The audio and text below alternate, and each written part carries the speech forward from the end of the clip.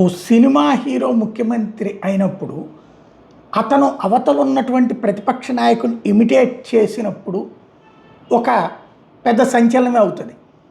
ఇవాళ తమిళనాడులో అదే జరిగింది.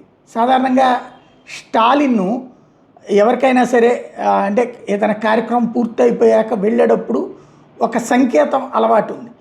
ఏంటయ్యా అంటే ఫస్ట్ ఇట్లా అంటాడు, ఆ తర్వాత వచ్చేటప్పటికి ఇట్లా అంటే మటాక్ చేస్తాను అన్నట్టుగా సిగ్నల్ ఇస్తుంటాడు. ఇవాళ డిఎంకే వాళ్ళని భవిష్యత్తులో వదిలిపెట్టము, వాళ్ళ అవినీతిని అందరినీ కూడా అరెస్ట్ చేసి జైళ్ళకి పంపిస్తే ఇందులో మొహమాటమే లేదంటూ విజయ్ ప్రకటించడం, స్టాలిన్ కొడుకు ఉదయనిధి స్టాలిన్ ఇప్పుడు ప్రతిపక్ష నాయకుడిగా ఉండి నిరూపించండి అంటూ పెద్దగా గొడవ చేయటం, అప్పుడు చేస్తాం ఎట్టి పరిస్థితుల్లో విచారించి వదిలిపెట్టం, మేమేం కంగారు పడద్దు నిరూపిస్తాం అని చెప్తూ ఆ సందర్భంగా ఇచ్చిన సంకేతం